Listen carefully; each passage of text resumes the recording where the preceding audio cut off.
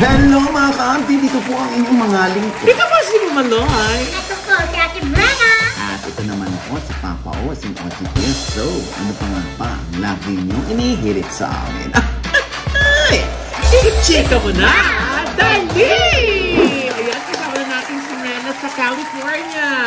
Oh. Hey, Kuya, Mama Loy. Ay. Andito na kayo sa Pinas. Hindi. I mean, ililibre ka lang namin sa Japanese restaurant at o-orderan ka namin ng California Maki. Yes! Oo. Yes. Dahil magagagaga kayo sa pagsagot sa US Embassy.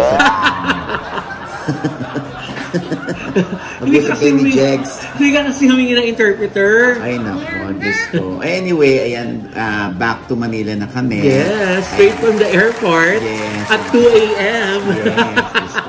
Pakita ko yung oras. Alive na alive. Yes, 1:57. Ganyan po namin kayo kamahal, walang pahinga-pahinga. Ayan, Diyos ko po. At syempre, gusto natin pasalamatan lahat yung mga naging bahagi ng ating 8 days dyan sa California. Siyempre, sa pangunguna yan ni Oliver Carney na siyang promoter ng How to Get Away from My Toxic Family na nagkaroon ng successful premiere dyan sa Lumiere Theater dyan sa Beverly Hills. Ang nag-drive sa atin naman si Tamerlane Mapian at siyempre si Lani at si Alvin Layugan. Thank you so much kay Kina, kay Ingrid, Rama, lalo na siyempre sa tinuluyan namin si Tita Marian Opeña at Tito Victor Opeña. Yan. Si Tita Lilian Tolentino. Maraming salamat, Tita Ian. At siyempre si Tita Pai Magalona at si Mean Beverly. Thank you so much. Nandyan din ang ating kaibigan at lagi nagmamaneo for us, si Noel Alonso. Ang dami nating mga kaibigan there, no? Yes, because after a long time, nagkita tayo ulit nila Miss Pin Antonio. Si Miss Pin Antonio na talagang ang ganda-ganda pang MNK ang buhay.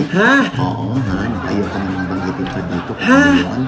Basta thank you so much for being part of our journey. Gusto yung journey. Yes. Oo. Diba? Si Mrena, gano'n lang ng gano'n, no? Bakit Mrena? Kuya, nangihinggit pa kayo Gaga ka sumagot sa embassy. Ang dami mo namang regalo. Tsaka meron kang pakimkim. From Rose Santos. Yes, Miss Rose, thank you. Sir Romer, thank you. Sir Romer. Binigay ba sa'yo ni Romer? Parang wala yatang pinabigay for Mrena. Ay! Hindi ba sa'yo binigay? Ay, si Rose lang nagbigay sa akin para kay Mrena. I-effort ko daw. Ay, Sir Romer, hello po. Anyway, ayan ako syempre sa pagdating natin dito ay talaga naman na-viral itong vlog ni Vice Ganda sa kanyang channel, Ito yung kanilang open forum na naganap nung sila'y nagbakasyon ng Holy Week, kung saan talagang bakit siya na-viral? Kasi nga, naging totoo si Vice sa kanyang sarili, kung alin daw yung ayaw niyang mapanaginipan, si MC daw. Dahil daw, visit siya kay MC. Visit siya kay MC dahil parang lumalabas na unprofessional si MC dahil siya na lang lagi iniintay ng grupo. Natutulog daw, ganyan-ganyan, chuchu. So, hindi na halos makasagot si MC. Umiyak si MC sa ending ng vlog ay nagyakapan sila at todo hagulgul si MC. Ngayon, sari-sari ang reaksyon ng mga netizen tungkol dito. So, nag-base ang netizen sa mga napanood nila sa vlog ni Vice. Babasahin natin ang mga komento. Yes. Ano-ano nga ito? Eto na nga, Nay. Sabi mo nga, samot-sari. Anong gusto mo unahin? Yung pabor o yung hindi pabor? Hindi, kailangan natin balansehin ito. Yes, kasi iba-iba talaga, Nay, katulad nito sa mismong vlog ni Vice, may nag-comment. Anong comment? Yes, sabi niya gano'n. Akala ko din nung una, prank. Pero after ng confrontation scene, parang ang awkward ng manood.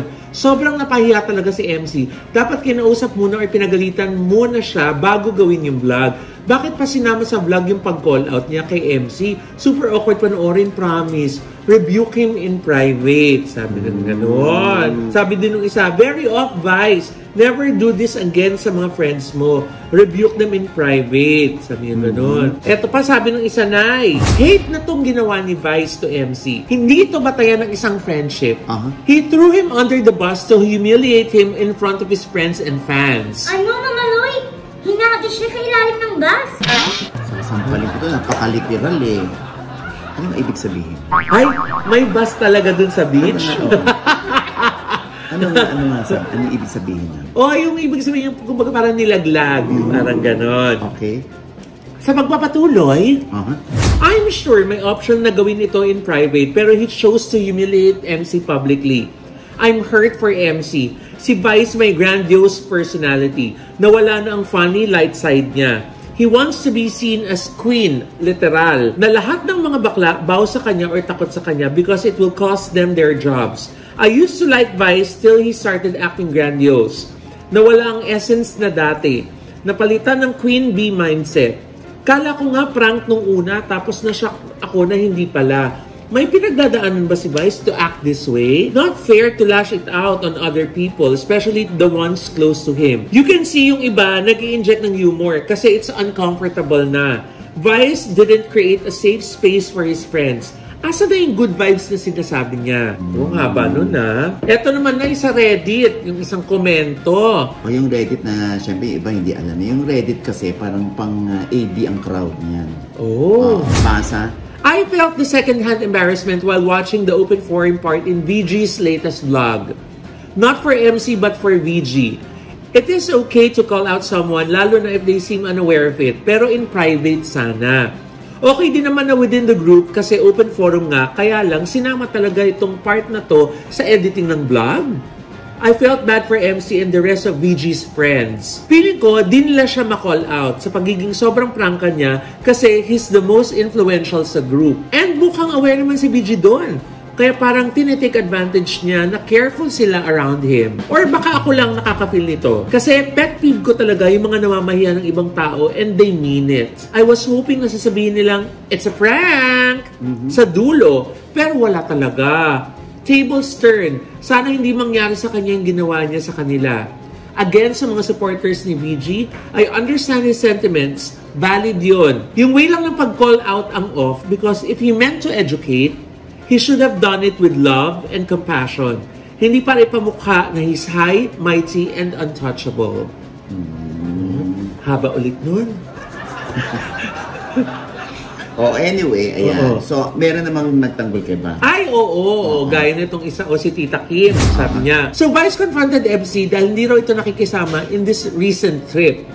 Laging nasa kwarto and late lumabas. But, what caught my attention is how Vice confronted MC in front of everyone. Ramdam mo yung inis, pero ramdam mo rin yung love and concern. Sana dumating tayo sa point ng friendship na ganito. Ano yan naman, Oy? Ano? Namamahiya sa vlog? Hindi, ito Pwede pa tapusin mo, Mrena. Sabi niya, sinagot ka niya, yung hindi kailangan magplastikan. Sabi niya gano'n. Yung hindi kailangan i-chismis sa iba without confronting the person. Yung hindi kailangan maging cold bigla without telling the person. Yung hindi kailangan i-cancel na lang ang friendship because you have misunderstandings. We need this kind of friendship. Mature and true. Well, ako naman, kaya naman nakapagsalita ng ganun yung nagdepensa kay Vice. Kasi syempre, dumepende rin siya dun sa napanood niya. Yes. Kasi kung wala namang ganung confrontation, ano sasabihin ng mga tao? Ganun lang naman. Tama. Sabi nung isa din, ganyan talaga kapag true friends. Mas gusto ko na mapahiya gaya niyan kaysa i-backstab ng patalikod. Tama naman yan, Mama Loy. Pero, kailangan bang i-vlog pa? Eto pa, Mrena. Sabi niya. Napahiya? Siguro kung di mo maintindihan yung sinabi ni Vice, hindi naman kasi sana intentionally yung pinagsabihan siya, nasabi na lang kasi nga napunta yung topic kay Akla. Oh well, tanggapin yan kung genuine yung pagmamahal mo sa kaibigan mo. 2025 na! Huwag masyadong balat sibuyas. Kailangan matatag ka sa buhay. Kung hindi, lalamunin ka ng pagiging onion mo. GB-GB lang, Mima. Ayun naman pala, GB-GB lang. Ayun, Kuya, 2025 na. So, kailangan i-vlog mo yung sumayang loob mo sa friendship mo kasi 2025 na. Ayun naman.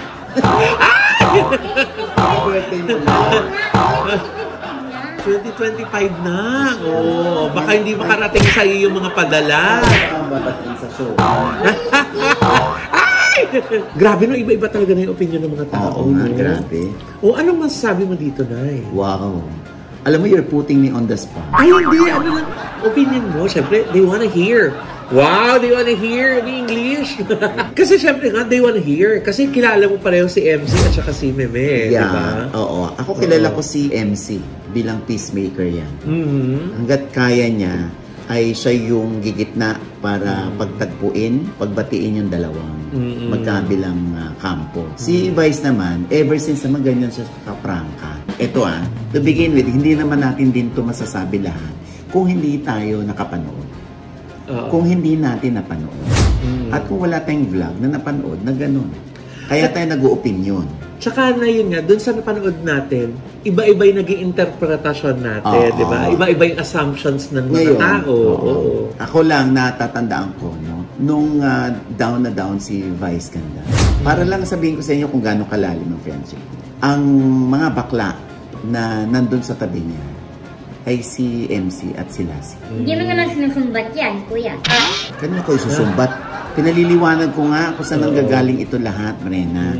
Oo. Kasi gano'n nakalalim yung kanilang friendship. Pero si MC talaga ay sobrang friendly at mahal na mahal niya si Vice. Alam mo, itong mga bakla nga na ito, no? Hanggat kakayanin nila na i-please si Vice, na wag magdamdam si Vice, wag i-offend si Vice, gagawin nila kasi gano'n nila kamahal si Vice. Paano ngayon na? Nangyari doon. Nagtampo si Meme kasi nga hindi sumasama si MC sa grupo. Oo. Siyempre, hindi naman nananadya siguro si MC. Kasi kay MC siguro, nagpapahinga ako, pagod ako, ganyan. Di ba, ang pagbabakasyon naman natin out of town ay pahinga, di ba?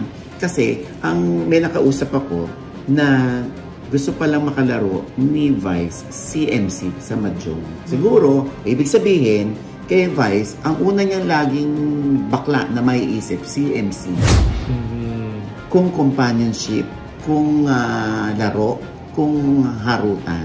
Nagkakataon lang si MC, natutulog, matagal maligo. Meron naman tayong mga ganyang friends. Magkakaiba ang mga ugali ng mga tao. Pero nagkakasundo-sundo. Yes. Oo. Hindi lang siguro talaga sanay yung mga tao na makakakita. Yung isang kaibigan mo, since open forum yun or bull session, ay publicly parang na-humiliate yung si MC.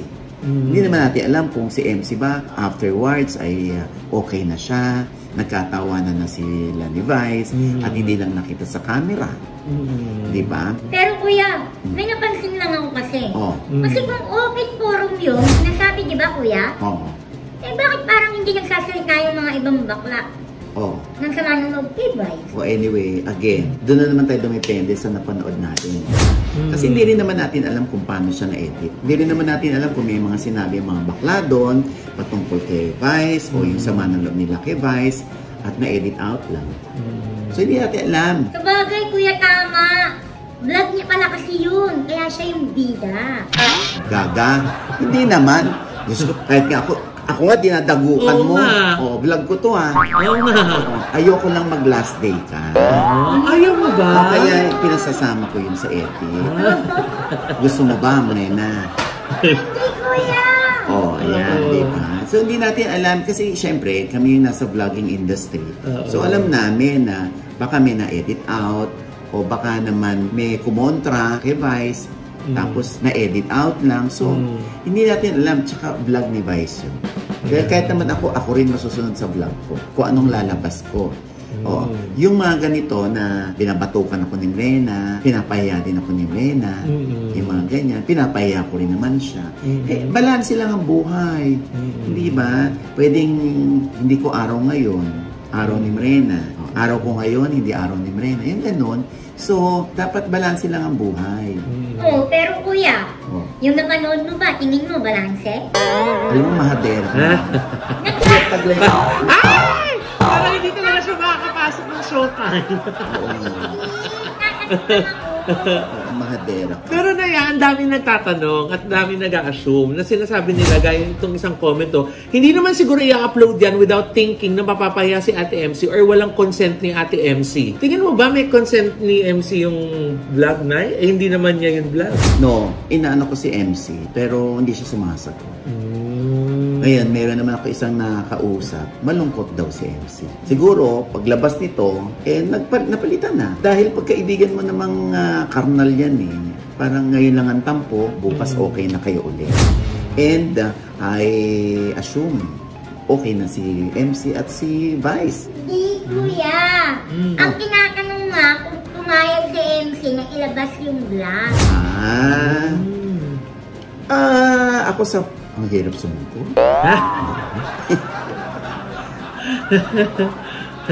Si Meme ba natanong mo kung may consent ni MC yung paglabas ng vlog? Hindi. Ba't di mo tinext? Sa mga nakaraan, nag-text din ako kay Vice. Hindi rin naman siya sumagot. Kuya, intindihin mo. Baka mamaya wala naman siyang love. Si Meme ba? Baka busy! Baka busy lang. Hindi na nangyari dyan. Hindi. Gano'n naman ang lola mo. Siyempre, pag tumatawag, nanginginig pa ako, di ba? Pag nagte-text yun, sinasagot ko rin naman.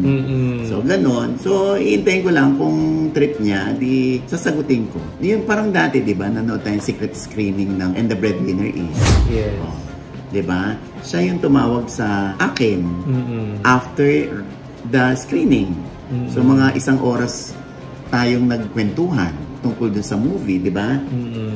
Hanggang sa pag-uwi ko rito sa bahay, magkausap pa rin kami. Yung mga ganon, ako na-appreciate ko yun. Kuya, na-appreciate mo yung mga ganon. Yung mga hindi niya sinasagot, na-appreciate mo yun?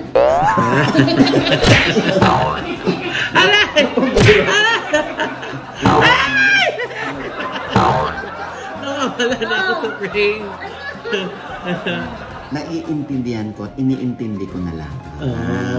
Basta andito lang naman ako pagkailangan. Siguro kasi nga ang common na nagiging komento ng mga tao, ang nagiging issue nila is, tama bang i-reprimand mo at i-post mo yung pag mayroon kang tampo o may nagkasala sa'yo yung kaibigan mo in public? Ito yung pinaka-gist ng ano nito Kung ganyan yung sitwasyon na kung sa'yo mangyayari, ako, di ba, may mga issue ka sa akin. I-vlog mo ba? Hindi. In front of other people? Hindi. Unang-una, hindi kabisado ng mga tao ang friendship natin ng malaliman. So, bakit ko kailangan i-ano rito? Diba? Kasi lalo pa sila magtataka. Unang-una, hindi mo sila in-involve nung unang-una pa lang na panahon na nagsisimula pa lang ang friendship niyo. So, ngayon ko sila i-involve. Pwede mag-explain pa ako na, hindi, ganyan lang kami ni Loy. Bakit mo sinusundot palagi sa puwet? Hindi gusto ni Loy yun kasi nag-enjoy siya. Uy, baka maniwala siya. Hindi, diba? Ako naman, sa akin mangyari yung ganyan. Kilala niyo ako, no? Yes. Ako, pag nag-aaya ng kaibigan, lalo na kayo, ilan lang naman, kasi pinili ko na lang na maliit yung circle ng aking friends. Pag nag-aya ako, uy, samahan mo ako sa ganito. Nay, sorry meron akong client, meeting, ganyan. Kaya si Jex, ganunin ko. Jex, sama mo, Ten, sorry, may lakad ako. Si Josa, pag andito, di ba? Pag may mga lakad, ay, uuwi po ako. Okay lang. Sige, okay lang, no problem. Di ako na lang. Pero para sumama ang loob ko, hindi sumasama ang loob ko. Dahil ang lagi kong katwiran dyan, bakit sasama ang loob ko? Paano kung mabaligtad naman? Sila yung gusto nila akong isama, gusto nilang imbitahan ako, tapos tumanggi ako. Sasama loob mo? Hindi dapat. Kasi nung ako naman nag-aaya sa inyo, at umokay ako na hindi kayo pwedeng sumama, okay ako. Dapat ganun ka din kasi hindi ako nag-expect ng too much from a friend. Kung ano lang ang kaya mong ibigay sa akin, yun lang ibigay mo sa akin. Kung hindi mo ako masasama na dahil meron kang iba, go lang! Go lang! Ba't ako magtatampo? Paano pag magtatampo ko? Tapos si Loy naman, Nay, sama mo naman ako sa ano. Kay Loy, sorry, hindi ako pwede. Ito naman, ikaw nga dyan, Diyos ko, gagalit ka pa sa akin pag hindi kita sinasamahan. Tapos ako tong nag-iimbita. Wala ka ngayong oras sa akin. Ano yun? Puro na lang ikaw? Puro ikaw na lang ang pinagbibigyan ko? Ikaw na lang lagi nasusunod? Pag ayaw mo, kailangan ko intindihin? Pag ayaw mo, tatanggihan mo na lang. Pero pag ako, hindi ako pwedeng gumawa ng ganon. Diba? Ikaw pa ba talaga yan, kuya? O si Vice, no? Kuya! Malinaw nung umpisa. Diba? Sabi ni nanay, diba? Sa'yo! Sa'yo! Ganyan! Ganun si nanay. Paano ka mababati sa kaarawan mo sa showtime? Kakaloka ka. Hindi, kanya-kanya na opinion yan. Ako gusto kong intindihin si Vice. Kung saan siya nanggagaling. Kasi that very moment, yun ang nararamdaman mo kay MC. Diba? Na hindi pala aware si MC na yun ang nararamdaman ng kaibigan niya. Ang problema nga lang ay binigyan ni Vice ng karapatang mag-opinion yung mga tao dahil inilabas niya nga ito sa kanyang vlog. Tamo, sari-sari tuloy ang mga opinion ng mga tao. Ay, kuya! Baka yan talaga yung gusto mangyari ni Mimi. Na mag-komento yung mga tao. Parang may parang masama loob mo kay Mimi. Galit ka ba kay Mimi? Uy, hindi kuya. Opinion ko lang din to. Opinion, tinan mo naman, nagkakaroon tuloy ng sari-saring opinion ng mga tao. Ganun talaga. Yes. Alam mo, hindi po namin ilalayo dyan ang aming mga sarili. Lalo na rito sa OGD Showbiz Active. Lalo na tago-opinion din kami. Kinakalaban din kami ng opinion ng iba. Yes. So, kung hindi namin siya uunawain yung mga opinion ninyo, at yung mga, lalo na yung mga bashers, ay wala. Diyos ko. Baka matagal na kaming nag-quit sa vlogging. Ganyan talaga. And I'm sure kahit si Vice alam yan na wala pag nasa digital world ka, kasama yan sa pinasok mo. Ang katwiran ko nga, kung ayaw mo mabash, di huwag ka mag-sokmen. Ganun lang naman. At saka na, di ba, as content creators, di ba, tayo talaga yung may prerogative kung ano yung ilalatag natin, ay ipapakita natin at ano yung mga itatago natin. Pero pag nilatag natin, handa tayo kung ano yung magiging epekto dun sa mga tao, di ba? And I'm sure si Meme, very aware siya bago niya nilabas yung vlog na yan, kung ano magiging repercussions. Kasi kahit nga yung mga simple mga komento lang niya sa show, di ba, ang dami nang sinasabi ng mga tao, di ba? Kaya siguro na ang concern lang ng mga karamihan na nag-iisip kung kamusta na kaya si MC is kung okay ba siya, di ba? I'm sure magiging okay naman si MC. Kaya hindi niya ako sinasagot. At syempre, yung iba nag-iisip na syempre daw, libre ni Vice yung trip na yon sa Palawan. Kaya wala raw kibo yung mga bakla. O ayan, nababasa natin yan. Kaya nagtanong din ako. Hindi raw po libre yun. Meron daw sila kanya-kanyang contribution. Dahil ilang araw nga sila doon at mag-vlog nga talaga sila.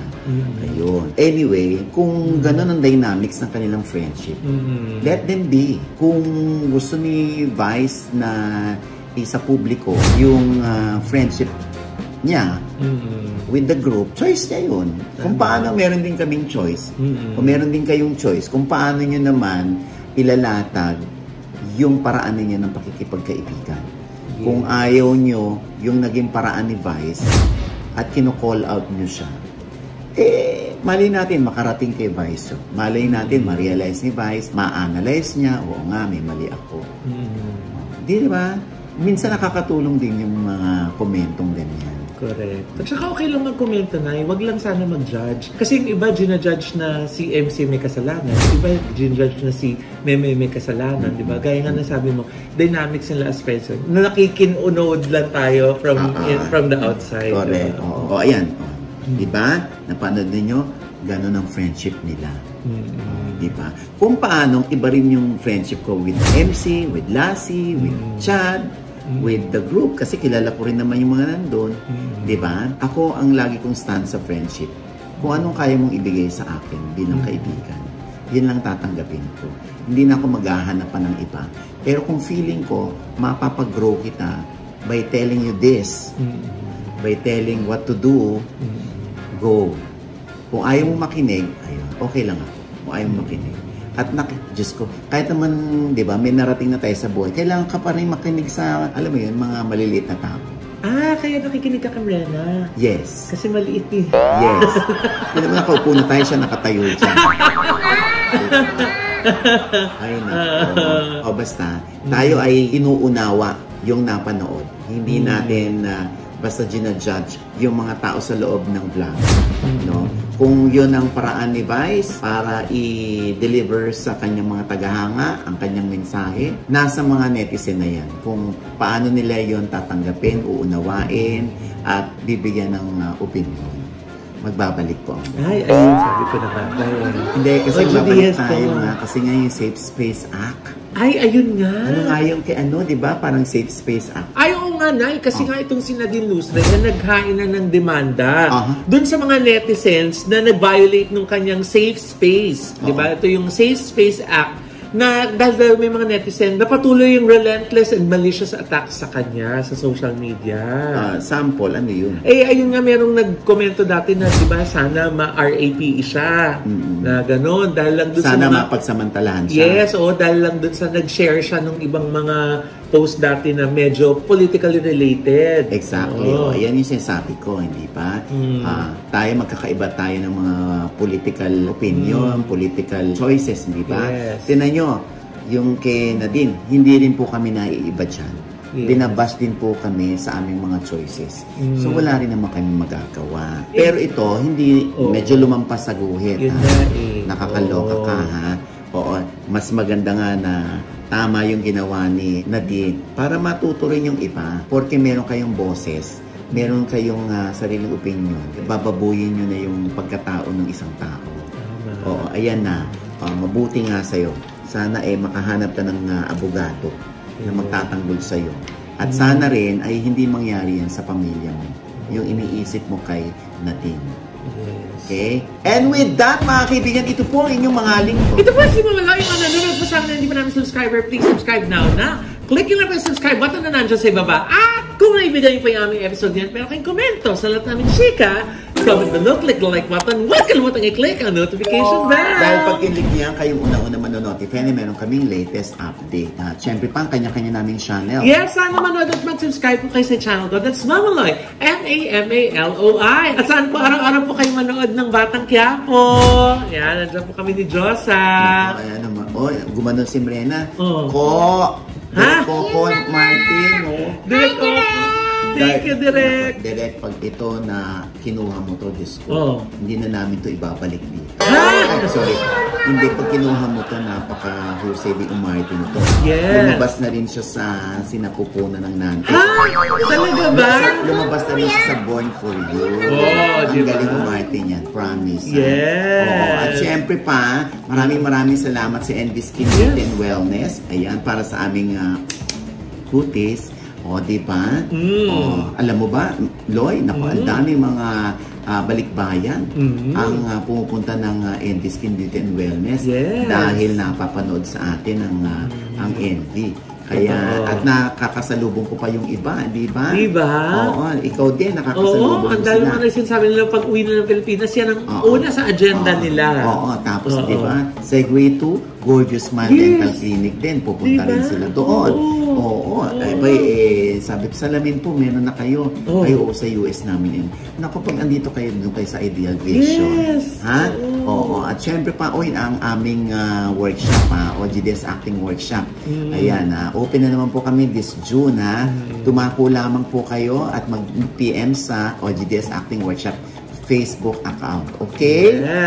Meron po kami. Ayan, syempre pa ang akin pong panayam kay Miss Jessica Rodriguez. Ang kanyang revelasyon. Imported pa yan from US. True. Nakausap natin kahit isa lang ang camera. Pasensya na kayo. Pero malinaw naman ang kanyang mga mensahe. Nasagot niya ba yun? Kasi ang dami nagtatanong, buti siya hindi nakasamang na kulong. Eto. Nahatulan sa California ng mahigit 17 taong pagkakakulong ang dating Filipino-American actor na si David Bonevax. Ba't mo hiniwalayan kung kailan sa yung lowest point ni David tapos hiniwalayan mo siya? Na binuhay Reyna ka naman. Si David yung crutch ko para makalakad ako sa Amerika you know. Nawala siya bigla. So ngayon parang naging paralyzed ako. Naging prinsesa ka? Yeah, like wala akong trabaho, wala akong ginawa. He really treated me as a queen. So, yun ang dahilan kung bakit ka nakipag-divorce. You know, we have nothing. You know what I mean? It's like from having this, you have nothing. And hindi ako pumayag because why are we doing another story of the crime that he has committed? Sinasama nila, buong pamilya kayo, scammer family, blah, blah, blah. You know, I didn't really know who he was. Ayan, ang kabuuan po niyan at ang tanong ni Loy, sasagutin ni Jessica sa OGTS Inspires. Okay? At syempre pa, ang How to Get Away from My Toxic Family ay magkakaroon po ng film showing dyan sa Abu Dhabi, sa Dubai, ayan, sa katapusan ng June. Ayan na. Hintayin po ang aming announcement. At syempre, nandyan din po kami sa June 15 to 17. Ayan, dyan naman sa Japan, sa Nagoya. Yung Filipino community dyan sa Nagoya. Kita-kita tayo sa June 15 ha. Kasi ako na mismo ang magbebenta ng tickets para sa July 6 showing sa Japan, sa Nagoya ng How to Get Away from My Toxic Family. Yes! Congratulations! At syempre, sa August, meron din tayong babalik ulit tayo ng US, sa San Diego, sa Las Vegas, sa Houston, Texas, at sa New York. Yes! Magkakaroon din ng film showing How to Get Away from My Toxic Family. Yes! Ayan ako. Kasi nga pang kanila yung pelikula, pang balikbayan yan. Pero dito rin sa kultura ng mga Pinoy dito sa Pilipinas, na pang kanila rin yan. Starring Sanjo Marudo, Susan Africa, Richard Juan. Kami rin ni Mama Loy kasama doon sa movie. Yes. Sa direksyon ni Lau Fajardo at produced by OGD Productions at Creative Den. Ayan. At syempre, Mrena. Yes, hello mga ka-update. Follow naman po ng aking FB page. Ate Mrena po, M-R-E-N-A. At ito po uli ang inyong lingkod, Papa O, si OG Diaz. Na lagi nagsasabi na papaalala sa inyo na tuwing gigising po tayo, tuwing umaga, huwag na huwag po tayong makakalimot ha, na magpasalamat sa Panginoon. Dahil tayo kanyang ginising, ibig sabihin may mission pa rin po tayo sa buhay.